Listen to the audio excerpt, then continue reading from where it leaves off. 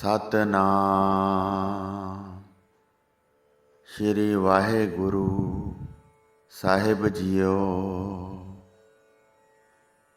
ਪਰਮ ਸਨਮਾਨਯੋਗ ਗੁਰੂ ਰੂਪ ਗੁਰੂ ਖਾਲਸਾ ਸਾਧ ਸੰਗਤ ਜੀ, ਵਾਹਿਗੁਰੂ ਜੀ ਕਾ ਖਾਲਸਾ, ਵਾਹਿਗੁਰੂ ਜੀ ਕੀ ਫਤਿਹ। ਸ਼੍ਰੀ ਕਲਗੀਧਰ ਪਿਤਾ ਜੀ ਦੀ ਮਹਿਮਾ ਅਪਰ ਅਪਾਰ ਹੈ। ਸ਼੍ਰੀ ਅਨੰਦਪੁਰ ਸਾਹਿਬ ਵਿੱਚ ਚੋਜੀ ਪ੍ਰੀਤਮ ਨੇ ਬੜੇ ਚੋਜ ਕੀਤੇ ਸਨ। ਅੰਮ੍ਰਿਤ ਤਿਆਰ ਕਰਕੇ ਗਿੱਦੜਾਂ ਨੂੰ ਸ਼ੇਰ ਬਣਾ ਦਿੱਤਾ। ਧਰਮ, ਅਣਖ, ਸਿਦਕ, ਦੇਸ਼ ਭਗਤੀ ਤੇ ਰੱਬੀ ਪਿਆਰ ਦੀ ਨਵੀਂ ਜੋਤ ਜਗਾਈ। ਸਦੀਆਂ ਤੋਂ ਗੁਲਾਮ ਰਹਿਣ ਕਰਕੇ ਭਾਰਤ ਦੀ ਨਾਰੀ ਨਿਰਬਲ ਹੋ ਕੇ ਸੱਚ ਹੀ ਮਰਦ ਦੀ ਗੁਲਾਮ ਬਣ ਗਈ ਤੇ ਮਰਦ ਕੋਲੋਂ ਬਹੁਤ ਡਰਨ ਲੱਗੀ। ਸਤਿਗੁਰੂ ਨਾਨਕ ਦੇਵ ਜੀ ਨੇ ਜਿਵੇਂ ਇਸਤਰੀ ਜਾਤੀ ਨੂੰ ਸਮਾਨਤਾ ਤੇ ਸਤਿਕਾਰ ਦੇਣ ਦਾ ਹੌਂਕਾ ਦਿੱਤਾ ਸੀ, ਤਿਵੇਂ ਸਤਿਗੁਰੂ ਜੀ ਨੇ ਇਸਤਰੀ ਨੂੰ ਬਲਵਾਨ ਬਣਾਉਣ ਬਦਲੇ ਅੰਮ੍ਰਿਤ ਛਕਣ ਦਾ ਹੁਕਮ ਦਿੱਤਾ। ਅੰਮ੍ਰਿਤ ਛਕ ਕੇ ਇਸਤਰੀਆਂ ਸਿੰਘਣੀਆਂ ਬਣਨ ਲੱਗੀਆਂ ਤੇ ਉਹ ਆਪਣੇ ਧਰਮ ਦੀ ਰੱਖਿਆ ਆਪ ਕਰਨ ਲੱਗੀਆਂ। ਉਹਨਾਂ ਨੂੰ ਪੂਰਨ ਗਿਆਨ ਹੋ ਗਿਆ ਕਿ ਧਰਮ ਕੀ ਚੀਜ਼ ਹੈ। ਅਧਰਮੀ ਪੁਰਸ਼ ਕਿਵੇਂ ਨਾਰੀ ਨੂੰ ਧੋਖਾ ਦਿੰਦੇ ਹਨ, ਸਿਦਕ ਦੇ ਬੇੜੇ ਪਾਰ ਹੁੰਦੇ ਹਨ। ਐਸੀਆਂ ਸਿਦਕਵਾਨ ਬੀਬੀਆਂ ਵਿੱਚੋਂ ਇੱਕ ਬੀਬੀ ਬਸੰਤ ਲਤਾ ਸੀ। ਉਹ ਸਤਿਗੁਰੂ ਜੀ ਦੇ ਮਹਿਲ ਮਾਤਾ ਸਾਹਿਬ ਕੌਰ ਜੀ ਪਾਸ ਰਹਿੰਦੀ ਤੇ ਟਹਿਲ ਕਰਿਆ ਕਰਦੀ ਸੀ। ਨਾਮ ਬਾਣੀ ਦਾ ਸਿਮਰਨ ਕਰਨ ਦੇ ਨਾਲ ਨਾਲ ਉਹ ਬਹੁਤ ਦਲੇਰ ਤੇ ਨਿਡਰ ਸੀ। ਉਸਨੇ ਸ਼ਾਦੀ ਨਹੀਂ ਸੀ ਕੀਤੀ, ਇਸਤਰੀ ਧਰਮ ਨੂੰ ਸੰਭਾਲ ਕੇ ਰੱਖਿਆ ਸੀ। ਉਸਦਾ ਦਿਲ ਬੜਾ ਮਜ਼ਬੂਤ ਤੇ ਸ਼ਰਧਾਲੂ ਸੀ। ਬੀਬੀ ਬਸੰਤ ਲਤਾ ਰਾਤ ਦਿਨ ਮਾਤਾ ਸਾਹਿਬ ਕੌਰ ਜੀ ਦੀ ਸੇਵਾ ਵਿੱਚ ਰਿਹਾ ਕਰਦੀ ਸੀ। ਸੇਵਾ ਕਰਕੇ ਜੀਵਨ ਬਤੀਤ ਕਰਨ ਵਿੱਚ ਖੁਸ਼ੀ ਅਨੁਭਵ ਕਰਦੀ ਸੀ। ਮਾਤਾ ਸਾਹਿਬ ਜੀ ਕੋਲ ਸੇਵਾ ਕਰਦਿਆਂ ਹੋਇਆਂ ਬਸੰਤ ਲਤਾ ਦੀ ਉਮਰ 16 ਸਾਲ ਹੋ ਗਈ। ਜਵਾਨ ਹੋਈ ਦੇਖ ਕੇ ਮਾਪੇ ਵਿਆਹ ਕਰਨਾ ਚਾਹੁੰਦੇ ਸਨ, ਪਰ ਉਸਨੇ ਨਾ ਕਰ ਦਿੱਤੀ। ਕੁਝ ਉੱਪਰੋਂ ਹੋਰ ਹੀ ਭਾਣੇ ਅਕਾਲ ਪੁਰਖ ਨੇ ਵਰਤਾ ਦਿੱਤੇ। ਸ਼੍ਰੀ ਅਨੰਦਪੁਰ ਸਾਹਿਬ ਉੱਤੇ ਪਹਾੜੀ ਰਾਜਾਂ ਤੇ ਮੁਗਲਾਂ ਦੀਆਂ ਫੌਜਾਂ ਨੇ ਚੜ੍ਹਾਈ ਕਰ ਦਿੱਤੀ। ਲੜਾਈਆਂ ਸ਼ੁਰੂ ਹੋਣ ਤੇ ਸਾਰੇ ਖੁਸ਼ੀ ਦੇ ਸਮਾਗਮ ਰੁਕ ਗਏ ਤੇ ਸਾਰੇ ਸਿੱਖ ਤਨ ਮਨ ਤੇ ਧਨ ਨਾਲ ਨਗਰੀ ਦੀ ਰਾਖੀ ਤੇ ਗੁਰੂ ਘਰ ਦੀ ਸੇਵਾ ਵਿੱਚ ਲੱਗ ਗਏ। ਬਸੰਤ ਲਤਾ ਨੇ ਮਰਦਾਂ ਵਾਂਗ ਸ਼ਸਤਰ ਪਹਿਨ ਲਏ ਤੇ ਮਾਤਾ ਸਾਹਿਬ ਕੌਰ ਜੀ ਦੇ ਮਹਿਲ ਵਿੱਚ ਰਹਿਣ ਲੱਗੇ। ਉਹ ਪਹਿਰਾ ਦਿੰਦੇ, ਉਧਰ ਸਿੰਘ ਸੂਰਮੇ ਵੈਰੀਆਂ ਨਾਲ ਲੜਦੇ ਸ਼ਹੀਦ ਹੁੰਦੇ। ਬਸੰਤ ਲਤਾ ਦਾ ਪਿਤਾ ਵੀ ਲੜਦਾ ਹੋਇਆ ਸ਼ਹੀਦ ਹੋ ਗਿਆ। ਇਸ ਤਰ੍ਹਾਂ ਲੜਾਈ ਦੇ ਹਨੇਰੇ ਨੇ ਸਭ ਮੰਗਲਾਚਾਰ ਪਾਸੇ ਕੀਤਾ। ਬਸੰਤ ਲਤਾ ਕੁਆਰੀ ਦੀ ਕੁਆਰੀ ਹੀ ਰਹੀ। ਜਿਵੇਂ ਦਿਨ ਵਿੱਚ ਰਾਤ ਆ ਜਾਂਦੀ ਹੈ, ਝੱਖੜ ਝੋਲੇ ਸ਼ੁਰੂ ਹੋ ਜਾਂਦੇ ਹਨ, ਤਿਵੇਂ ਸਤਿਗੁਰੂ ਜੀ ਤੇ ਸਿੱਖ ਸੰਗਤ ਨੂੰ ਸ਼੍ਰੀ ਅਨੰਦਪੁਰ ਸਾਹਿਬ ਛੱਡਣਾ ਪਿਆ। ਹਾਲਾਤ ਐਸੇ ਹੋ ਗਏ ਕਿ ਹੋਰ ਟਿਕਣਾ ਔਖਾ ਸੀ। ਕੁਝ ਰਾਜਿਆਂ ਤੇ ਮੁਗਲ ਸੈਨਾਪਤੀਆਂ ਨੇ ਧੋਖਾ ਕੀਤਾ। ਉਹਨਾਂ ਨੇ ਕੁਰਾਨ ਤੇ ਗਊ ਦੀ ਕਸਮ ਖਾਧੀ, ਪਰ ਮੁੱਕਰ ਗਏ। ਭਾਣੇ ਐਸੇ ਹੀ ਵਰਤਨੇ ਸਨ। ਸਿਆਲ ਦੀ ਰਾਤ ਵੀ ਹਨੇਰੀ। ਉਸ ਵੇਲੇ ਸਤਿਗੁਰੂ ਜੀ ਨੇ ਕਿਲ੍ਹਾ ਖਾਲੀ ਕਰਨ ਦਾ ਹੁਕਮ ਕਰ ਦਿੱਤਾ। ਸਭ ਨੇ ਘਰ ਤੇ ਘਰ ਦਾ ਭਾਰੀ ਸਮਾਨ ਛੱਡਿਆ। ਮਾਤਾ ਸਾਹਿਬ ਕੌਰ ਤੇ ਮਾਤਾ ਸੁੰਦਰ ਕੌਰ ਜੀ ਵੀ ਤਿਆਰ ਹੋਏ। ਉਹਨਾਂ ਦੇ ਨਾਲ ਹੀ ਤਿਆਰ ਹੋਏ ਸਭ ਟਹਿਲੀਏ। ਕੋਈ ਪਿੱਛੇ ਰਹਿ ਕੇ ਦੁਸ਼ਮਣਾਂ ਦੇ ਰਹਿਮ ਉੱਤੇ ਨਹੀਂ ਸੀ ਰਹਿਣਾ ਚਾਹੁੰਦਾ। ਆਪਣੇ ਸਤਿਗੁਰੂ ਦੇ ਚਰਨਾਂ ਤੋਂ ਘੋਲ ਘੁਮਾਈ ਜਾਂਦੇ ਸਨ। ਬਸੰਤ ਲਤਾ ਜੀ ਵੀ ਮਾਤਾ ਸਾਹਿਬ ਕੌਰ ਜੀ ਦੇ ਨਾਲ ਨਾਲ ਚੱਲਦੇ ਗਏ। ਆਪਣੇ ਵੀਰ ਸਿੰਘਾਂ ਵਾਂਗ ਸ਼ਸਤਰ ਧਾਰਨ ਕੀਤੇ ਸਨ। ਚੰਡੀ ਵਾਂਗ ਹੌਸਲਾ ਸੀ। ਉਹ ਰਾਤ ਦੇ ਹਨੇਰੇ ਵਿੱਚ ਤੁਰੀ ਗਏ। ਕਾਫਲਾ ਤੁਰਿਆ ਗਿਆ, ਪਰ ਜਦੋਂ ਹਨੇਰੇ ਵਿੱਚ ਸਿੱਖ ਸੰਗਤ ਵਹੀਰ ਦੇ ਰੂਪ ਵਿੱਚ ਦੂਰ ਨਿਕਲੀ ਤਾਂ ਵੈਰੀਆਂ ਨੇ ਸਾਰੇ ਪ੍ਰਾਣ ਭੁਲਾ ਦਿੱਤੇ ਤੇ ਉਹਨਾਂ ਨੇ ਸਿੱਖ ਸੰਗਤ ਉੱਤੇ ਹਮਲਾ ਕਰ ਦਿੱਤਾ। ਰਾਹ ਵਿੱਚ ਲੜਾਈਆਂ ਸ਼ੁਰੂ ਹੋ ਗਈਆਂ ਤੇ ਲੜਦੇ ਲੜਦੇ ਸਿੱਖ ਸਰਸਾ ਨਦੀ ਦੇ ਕਿਨਾਰੇ ਪੁੱਜ ਗਏ। ਵਾਹਿਗੁਰੂ ਨੇ ਕੀ ਭਾਣਾ ਵਰਤਾਉਣਾ ਹੈ, ਇਹ ਕਿਸੇ ਨੂੰ ਕੀ ਪਤਾ। ਉਸਦੇ ਰੰਗਾਂ, ਕੌਤਕਾਂ, ਭਾਣਿਆਂ ਨੂੰ ਉਹ ਹੀ ਜਾਣਦਾ ਹੈ, ਹੋਰ ਕੋਈ ਨਹੀਂ ਜਾਣ ਸਕਦਾ। ਉਸੇ ਸਿਆਲ ਦੀ ਪੋਹ ਮਹੀਨੇ ਦੀ ਰਾਤ ਵਿੱਚ ਹਨੇਰੀ ਤੇ ਬੱਦਲ ਆ ਗਿਆ। ਬੱਦਲ ਬਹੁਤ ਜ਼ੋਰ ਦਾ ਸੀ। ਹਨੇਰੀ ਨੇ ਰਾਹੀਆਂ ਨੂੰ ਰਾਹ ਭੁਲਾ ਦਿੱਤੇ। ਉਧਰ ਵੈਰੀ ਨੇ ਲੜਾਈ ਛੇੜ ਦਿੱਤੀ, ਸਿਰਫ ਬਹੁਮੁੱਲਾ ਸਮਾਨ ਲੁੱਟਣ ਵਾਸਤੇ। ਐਸੇ ਭਿਆਨਕ ਸਮੇਂ ਸਤਿਗੁਰੂ ਜੀ ਦੇ ਸਿੱਖਾਂ ਨੇ ਸਿਦਕ ਨਾ ਛੱਡਿਆ ਤੇ ਸਰਸਾ ਵਿੱਚ ਛਾਲਾਂ ਮਾਰ ਦਿੱਤੀਆਂ। ਪਾਰ ਹੋਣ ਦਾ ਯਤਨ ਕੀਤਾ। ਬਿਜਲੀ ਲਿਸ਼ਕਦੀ, ਮੀਂਹ ਪੈਂਦੇ ਤੇ ਸਰਸਾ ਦੇ ਭਿਆਨਕ ਰੋਹੜ ਦਾ ਮੁਕਾਬਲਾ ਕਰਦੇ ਹੋਏ ਸਿੰਘ ਤੇ ਸਿੰਘਣੀਆਂ ਅੱਗੇ ਨੂੰ ਜਾਣ ਲੱਗੇ। ਬਸੰਤ ਲਤਾ ਨੇ ਕਮਰ ਕੱਸਾ ਕੀਤਾ ਹੋਇਆ ਸੀ ਤੇ ਨੰਗੀ ਤਲਵਾਰ ਹੱਥ ਵਿੱਚ ਸੀ। ਉਸਨੇ ਪੂਰੀ ਹਿੰਮਤ ਕੀਤੀ ਕਿ ਮਾਤਾ ਸਾਹਿਬ ਕੌਰ ਜੀ ਦੀ ਪਾਲਕੀ ਨਾਲ ਰਹੇ, ਪਰ ਬਲਵਾਨ ਪਾਣੀ ਦੇ ਵਹਿਣ ਨੇ ਵਿਛੋੜ ਦਿੱਤਾ। ਉਹਨਾਂ ਨਾਲੋਂ ਰੁੜ ਕੇ ਵੱਖ ਹੋ ਗਈ ਤੇ ਹਨੇਰੇ ਵਿੱਚ ਪਤਾ ਨਾ ਲੱਗਾ ਕਿੱਧਰ ਨੂੰ ਜਾ ਰਹੀ ਸੀ। ਪਿੱਛੇ ਦੁਸ਼ਮਣ ਲੱਗਾ ਸੀ। ਨਦੀ ਤੋਂ ਪਾਰ ਹੋਈ ਤਾਂ ਇਕੱਲੀ ਦੁਸ਼ਮਣਾਂ ਦੇ ਹੱਥ ਆ ਗਈ। ਦੁਸ਼ਮਣ ਉਸ ਨੂੰ ਫੜ ਕੇ ਖਾਨ ਸਮੁੰਦ ਖਾਨ ਦੇ ਕੋਲ ਲੈ ਗਏ।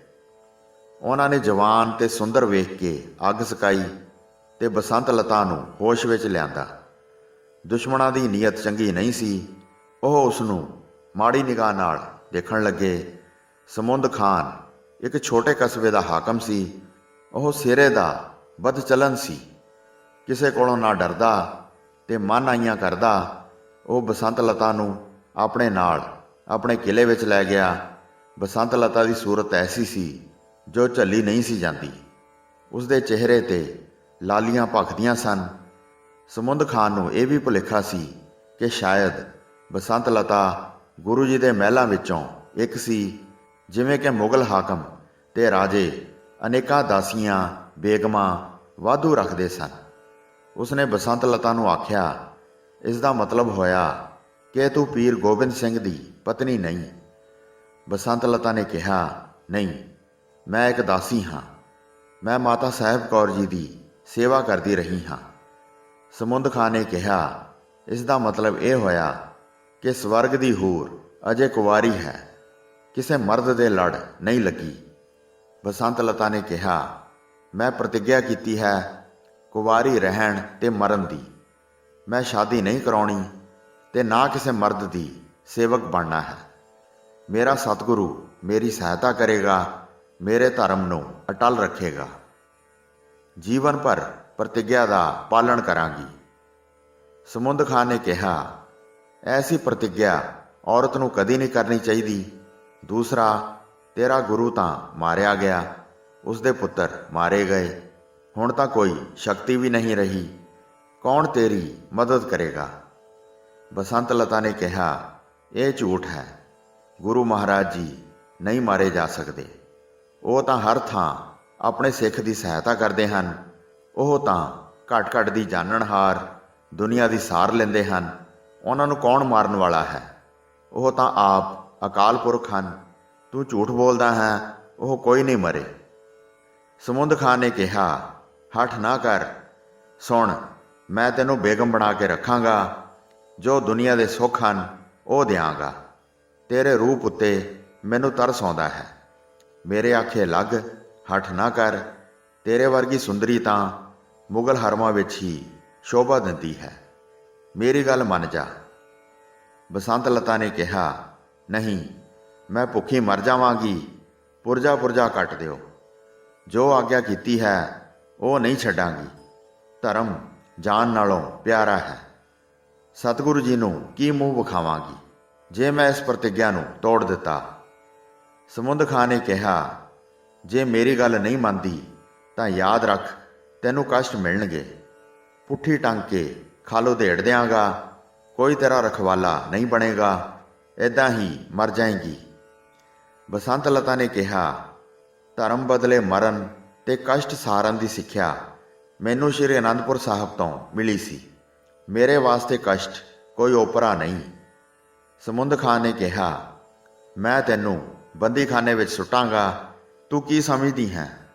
ਜਦੋਂ ਹਨੇਰੇ ਵਿੱਚ ਰਹੇਂਗੀ ਅਤੇ ਭੁੱਖੀ ਰਹੇਂਗੀ ਤਾਂ ਹੋਸ਼ ਟਿਕਾਣੇ ਆ ਜਾਣਗੇ। ਬਸੰਤ ਲਤਾ ਨੇ ਕਿਹਾ, ਗੁਰੂ ਰਾਖਾ, ਗੁਰੂ ਰਾਖਾ।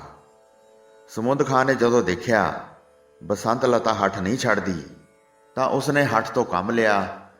ਉਸ ਨੂੰ ਬੰਦੀਖਾਨੇ ਵਿੱਚ ਬੰਦ ਕਰ ਦਿੱਤਾ। ਉਸਦੇ ਅਹਿਲਕਾਰ ਉਸ ਨੂੰ ਰੋਕਦੇ ਰਹੇ।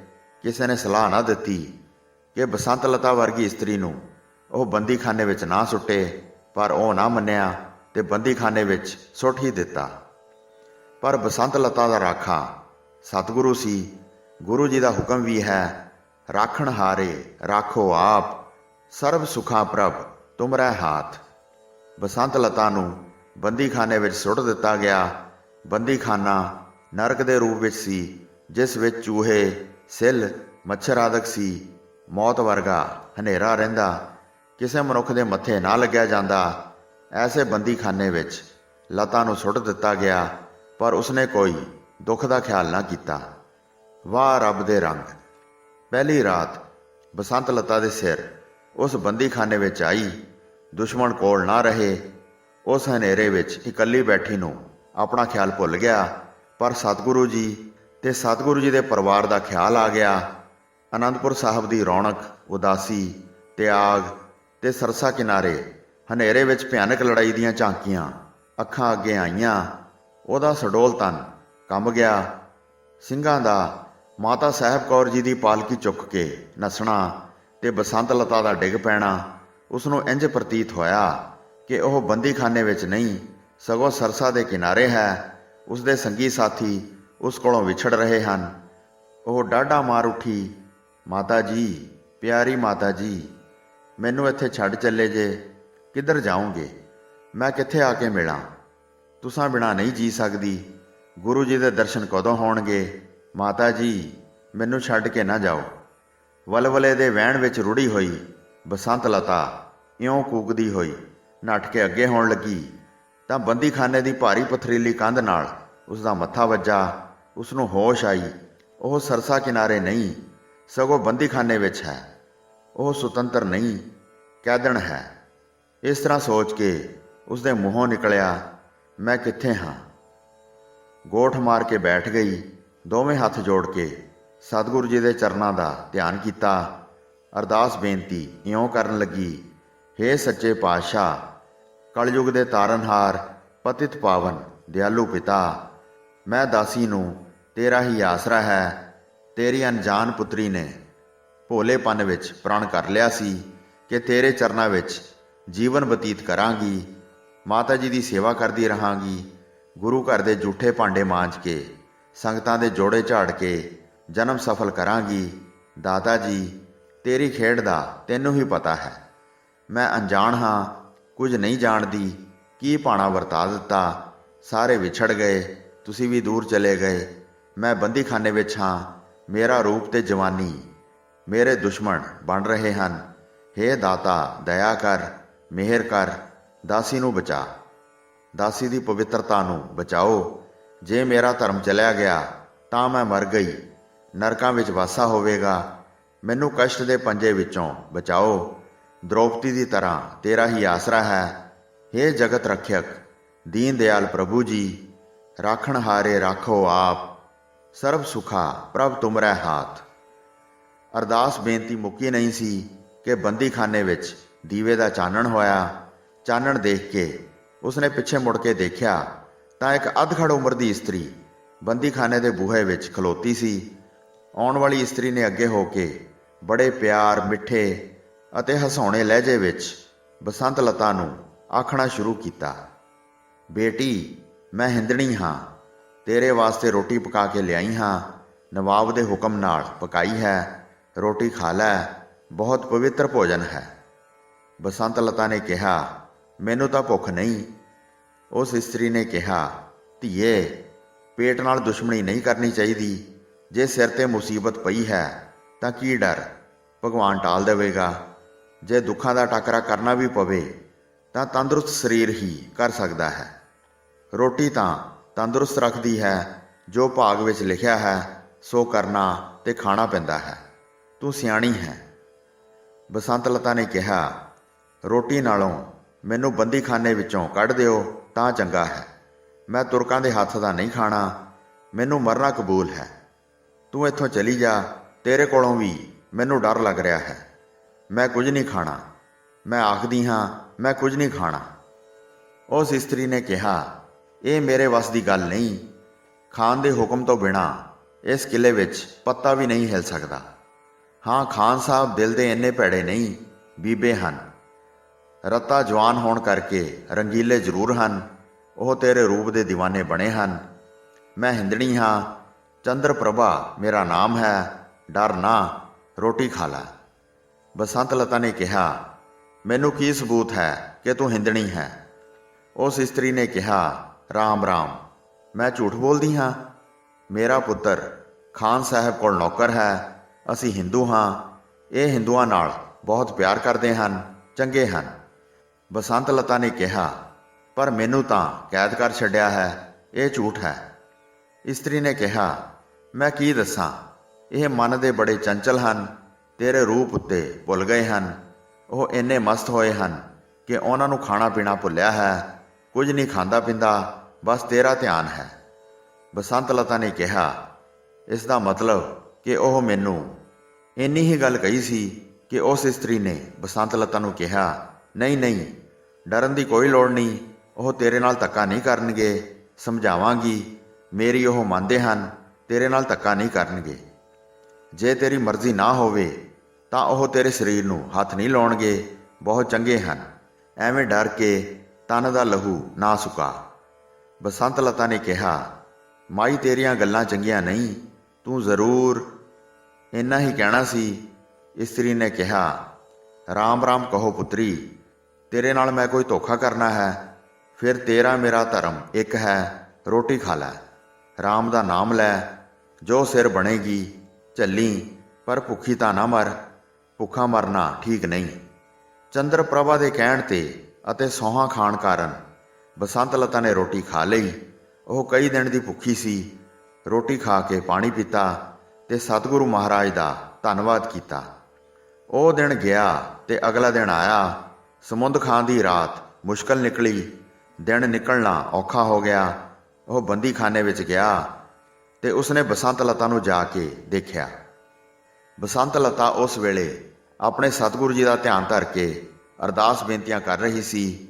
ਜਦੋਂ ਸਮੁੰਦ ਖਾਂ ਨੇ ਆਵਾਜ਼ ਦਿੱਤੀ ਤਾਂ ਉੱਠ ਕੇ ਕੰਧ ਨਾਲ ਲੱਗ ਕੇ ਖਲੋ ਗਈ ਤੇ ਉਸ ਵੱਲ ਇਉਂ ਦੇਖਣ ਲੱਗੀ ਜਿਵੇਂ ਭੁੱਖੀ ਸ਼ੇਰਨੀ ਕਿਸੇ ਸ਼ਿਕਾਰ ਵੱਲ ਦੇਖਦੀ ਹੈ ਕਿ ਸ਼ਿਕਾਰੀ ਦੇ ਵਾਰ ਕਰਨ ਤੋਂ ਪਹਿਲਾਂ ਉਹ ਉਸ ਉੱਤੇ ਐਸਾ ਵਾਰ ਕਰੇ ਕਿ ਉਸ ਦੀਆਂ ਆਂਤੜੀਆਂ ਬਾਹਰ ਖਿੱਚ ਲਵੇ। ਪਰ ਉਹ ਖਲੋ ਕੇ ਦੇਖਣ ਲੱਗੀ ਕਿ ਸਮੁੰਦ ਖਾਂ ਕੀ ਆਖਦਾ ਹੈ। ਸਮੁੰਦ ਖਾਂ ਬੋਲਿਆ, ਬਸੰਤ ਲਤਾ, ਇਹ ਠੀਕ ਹੈ, ਤੇਰਾ ਮੇਰਾ ਮਜ਼ਹਬ ਨਹੀਂ ਮਿਲਦਾ, ਪਰ ਔਰਤ ਮਰਦ ਦਾ ਕੁਦਰਤੀ ਮਜ਼ਹਬ ਹੈ। ਤੇਰੇ ਕੋਲ ਜਵਾਨੀ ਹੈ, ਇਹ ਜਵਾਨੀ ਤੂੰ ਐਵੇਂ ਨਾ ਗਵਾ, ਆਰਾਮ ਨਾਲ ਰਹਿ। ਤੇਰੇ ਸਾਥੀ ਨਹੀਂ ਰਹੇ, ਉਹਨਾਂ ਨੂੰ ਲਸ਼ਕਰ ਨੇ ਚੁਣ ਕੇ ਮਾਰ ਦਿੱਤਾ ਹੈ, ਤੇਰਾ ਗੁਰੂ। ਪਰ ਜਦੋਂ ਸਮੁੰਦ ਖਾਂ ਦੇ ਮੂੰਹੋਂ ਗੁਰੂ ਸ਼ਬਦ ਨਿਕਲਿਆ ਤਾਂ ਉਹ ਸ਼ੇਰਨੀ ਵਾਂਗ ਗਰਜ ਕੇ ਬੋਲੀ, ਦੇਖੀ ਪਾਪੀ ਨਾ ਬਣੀ, ਮੇਰੇ ਸਤਿਗੁਰੂ ਬਾਬਤ ਕੋਈ ਮਾੜਾ ਸ਼ਬਦ ਨਾ ਬੋਲੀ।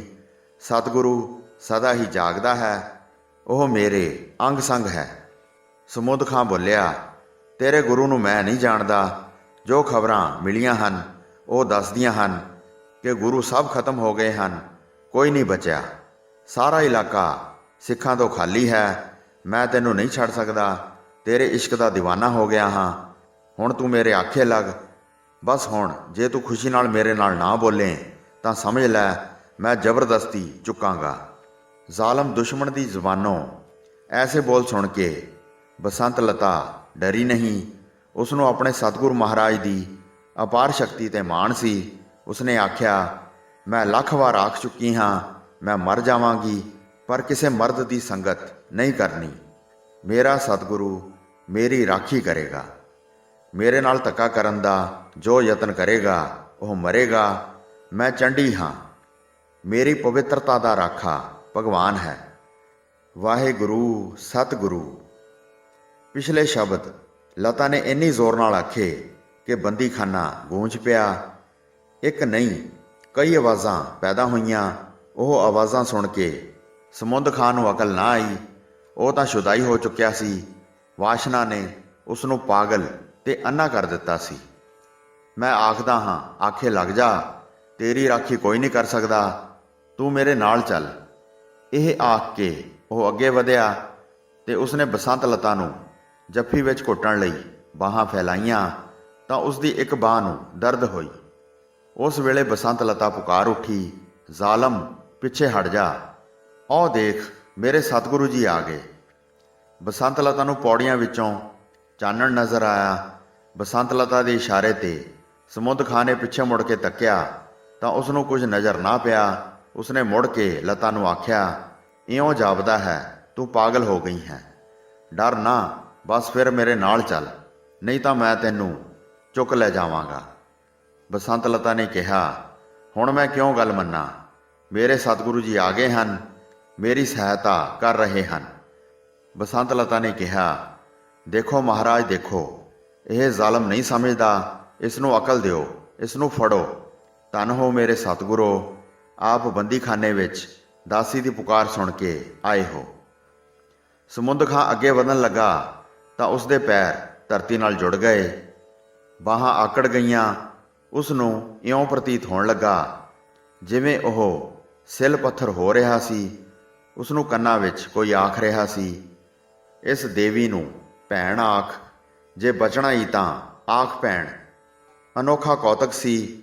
ਉਧਰ ਬਸੰਤ ਲਤਾ ਪਰੇ ਹੋ ਕੇ ਨੀਵੇਂ ਗੋਠ ਮਾਰ ਕੇ ਦੋਵੇਂ ਹੱਥ ਜੋੜ ਕੇ ਆਖਣ ਲੱਗੀ, ਸੱਚੇ ਪਾਤਸ਼ਾਹ ਆਪ ਧੰਨ ਹੋ ਤੇ ਮੈਂ ਆਪ ਤੋਂ ਬਲਿਹਾਰੇ ਜਾਂਦੀ ਹਾਂ।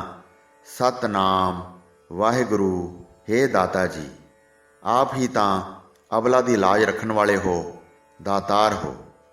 ਸਮੁੰਦ ਖਾਂ ਘਬਰਾ ਗਿਆ। ਉਸ ਨੂੰ ਇੰਜ ਲੱਗਾ ਜਿਵੇਂ ਕੋਈ ਅਗੰਮੀ ਸ਼ਕਤੀ ਉਸ ਦੇ ਸਿਰ ਵਿੱਚ ਜੁੱਤੀਆਂ ਮਾਰੀ ਜਾਂਦੀ ਸੀ। ਉਸ ਦੀਆਂ ਅੱਖਾਂ ਅੱਗੇ ਮੌਤ ਆ ਗਈ ਤੇ ਉਹ ਡਰ ਗਿਆ। ਉਸ ਦੀ ਜ਼ੁਬਾਨੋਂ ਨਿਕਲਿਆ, ਹੇ ਖੁਦਾ, ਮੈਨੂੰ ਬਖਸ਼ੋ, ਮਿਹਰ ਕਰੋ। ਮੈਂ ਆਖਦਾ ਹਾਂ, ਭੈਣ ਲਤਾ, ਭੈਣ ਬਸੰਤ ਲਤਾ। ਇਹ ਆਖਣ ਦੀ ਢਿੱਲ ਸੀ ਕਿ ਉਸ ਦੇ ਸਿਰ ਵਿੱਚ ਵੱਜਣ ਵਾਲੀਆਂ ਜੁੱਤੀਆਂ ਰੁਕ ਗਈਆਂ। ਇੱਕ ਬਾਂਹ ਹਿੱਲੀ ਤੇ ਉਸਨੇ ਮੁੜ ਤਰਲਾ ਕੀਤਾ, ਹੇ ਖੁਦਾ, ਹੇ ਸਤਿਗੁਰੂ ਜੀ, ਅਨੰਦਪੁਰ ਵਾਲੇ ਸਤਿਗੁਰੂ ਜੀ, ਮਿਹਰ ਕਰੋ। ਮੈਂ ਅੱਗੇ ਨੂੰ ਐਸਾ ਨਹੀਂ ਕਰਦਾ। ਬਸੰਤ ਲਤਾ ਮੇਰੀ ਭੈਣ ਹੈ, ਭੈਣ ਹੀ ਸਮਝਾਂਗਾ। ਜਿੱਥੇ ਆਖੇਗੀ ਭੇਜ ਦਿਆਂਗਾ। ਮੈਂ ਕੰਨ ਫੜਦਾ ਹਾਂ। ਇਸ ਤਰ੍ਹਾਂ ਆਖਦਿਆਂ ਹੋਇਆਂ ਜਿਉਂ ਹੀ ਉਸਨੇ ਕੰਨਾਂ ਵੱਲ ਹੱਥ ਵਧਾਏ ਤਾਂ ਉਹ ਵੱਧ ਗਏ। ਉਸ ਦੀ ਬਾਂਹ ਖੁੱਲ੍ਹ ਗਈ ਤੇ ਪੈਰ ਵੀ ਹਿੱਲ ਪਏ। ਉਸ ਦਾ ਸਰੀਰ ਉਸ ਨੂੰ ਹੌਲਾ ਹੌਲਾ ਮਹਿਸੂਸ ਹੋਇਆ। ਉਸਨੇ ਅੱਗੇ ਵੱਧ ਕੇ ਬਸੰਤ ਲਤਾ ਦੇ ਪੈਰਾਂ ਤੇ ਹੱਥ ਰੱਖ ਦਿੱਤਾ ਤੇ ਆਖਿਆ, ਭੈਣ ਮੈਨੂੰ ਮਾਫ਼ ਕਰ, ਮੈਂ ਪਾਗਲ ਹੋ ਗਿਆ ਸਾਂ। ਤੇਰਾ ਸਿਦਕ ਠੀਕ ਹੈ, ਤੂੰ ਪਾਕ ਦਾਮਨ ਹੈ, ਮੈਨੂੰ ਖਿਮਾ ਕਰ। ਬਸੰਤ ਲਤਾ ਨੇ ਕਿਹਾ, ਸਤਿਗੁਰਾਂ ਦੀਆਂ ਮਿਹਰਾਂ ਹਨ, ਮੈਂ ਕੌਣ ਹਾਂ? ਸਤਿਗੁਰੂ ਜੀ ਹੀ ਤੈਨੂੰ ਮਾਫ਼ ਕਰਨਗੇ। ਮੈਂ ਬਲਿਹਾਰੇ ਜਾਵਾਂ ਸੱਚੇ ਸਤਿਗੁਰੂ ਤੋਂ। ਬਸੰਤ ਲਤਾ ਨੇ ਉੱਤਰ ਦਿੱਤਾ ਤੇ ਉੱਠ ਕੇ ਖਲੋ ਗਈ। ਸਮੁੰਦ ਖਾਂ ਲਤਾ ਨੂੰ ਭੈਣ ਬਣਾ ਕੇ ਬੰਦੀਖਾਨੇ ਵਿੱਚੋਂ ਬਾਹਰ ਲਿਆਇਆ ਤੇ ਹਰਮਾਂ ਵਿੱਚ ਲਿਜਾ ਕੇ ਬੇਗਮਾਂ ਨੂੰ ਆਖਣ ਲੱਗਾ, ਇਹ ਮੇਰੀ ਭੈਣ ਹੈ। ਬਸੰਤ ਲਤਾ ਦਾ ਬੜਾ ਸਤਿਕਾਰ ਹੋਇਆ। ਉਸ ਨੂੰ ਦੇਵੀ ਸਮਝਿਆ ਗਿਆ, ਕੋਈ ਖੁਦਾਈ ਸ਼ਕਤੀ ਵਾਲੀ ਪਾਕ ਦਾਮਨ ਇਸਤਰੀ, ਤੇ ਉਸ ਨੂੰ ਬੜੀ ਸ਼ਾਨ ਨਾਲ ਆਪਣੇ ਕਿਲੇ ਵਿੱਚੋਂ ਤੋਰਿਆ। ਘੋੜਸਵਾਰ ਨਾਲ ਦਿੱਤੇ, ਲੀੜੇ ਤੇ ਨਗਦੀ ਰੁਪਈਏ ਦਿੱਤੇ। ਉਸੇ ਤਰ੍ਹਾਂ ਜਿਵੇਂ ਇੱਕ ਭਰਾ ਸਕੀ ਭੈਣ ਨੂੰ ਤੋਰਦਾ ਹੈ। ਚੰਦਰ ਪ੍ਰਭਾ ਵੀ ਉਸ ਦੇ ਨਾਲ ਤੁਰ ਪਈ ਤੇ ਰਾਹ ਵਿੱਚ ਪੁੱਛਦੇ ਹੋਏ, ਸਤਿਗੁਰੂ ਜੀ ਕਿੱਧਰ ਨੂੰ ਗਏ? ਉਹ ਤੁਰੇ ਗਏ। ਆਖਰ ਦੀਨੇ ਦੇ ਮੁਕਾਮ ਪੁੱਜੇ ਜਿੱਥੇ ਸਤਿਗੁਰੂ ਜੀ ਰੁਕੇ ਸਨ। ਸਤਿਗੁਰੂ ਜੀ ਦੇ ਮਹਿਲ ਮਾਤਾ ਸੁੰਦਰ ਕੌਰ ਜੀ ਤੇ ਮਾਤਾ ਸਾਹਿਬ ਕੌਰ ਜੀ ਵੀ ਫਿਰਦੇ ਫਿਰਾਂਦੇ ਪੁੱਜ ਗਏ। ਬਸੰਤ ਲਤਾ ਨੇ ਜਿਉਂ ਹੀ ਸਤਿਗੁਰੂ ਜੀ ਦੇ ਦਰਸ਼ਨ ਕੀਤੇ ਤਾਂ ਨੱਸ ਕੇ ਚਰਨਾਂ ਉੱਤੇ ਡਿੱਗ ਪਈ, ਚਰਨਾਂ ਦੀ ਛੋਹ ਪ੍ਰਾਪਤ ਕੀਤੀ। ਅੱਖਾਂ ਵਿੱਚੋਂ ਸ਼ਰਧਾ ਦੇ ਅਥਰੂ ਗਿਰਨ ਲੱਗੇ ਤੇ ਸਤਿਗੁਰੂ ਜੀ ਪਾਸੋਂ ਪਿਆਰ ਲਿਆ। ਸੋ ਸਾਧ ਸੰਗਤ ਜੀ, ਇਸ ਪ੍ਰਕਾਰ ਬਸੰਤ ਲਤਾ ਦਾ ਪ੍ਰਸੰਗ ਹੋਇਆ। ਕਥਾ ਸੁਣਾਉਂਦੇ ਹੋਏ ਹੋਈਆਂ ਅਨੇਕ ਭੁੱਲਾਂ ਚੁੱਕਾਂ ਦੀ ਖਿਮਾ ਬਖਸ਼ਣੀ ਜੀ। ਦਾਸ ਨੂੰ ਆਗਿਆ ਦਿਓ। ਵਾਹਿਗੁਰੂ ਜੀ ਕਾ ਖਾਲਸਾ, ਵਾਹਿਗੁਰੂ ਜੀ ਕੀ ਫਤਿਹ।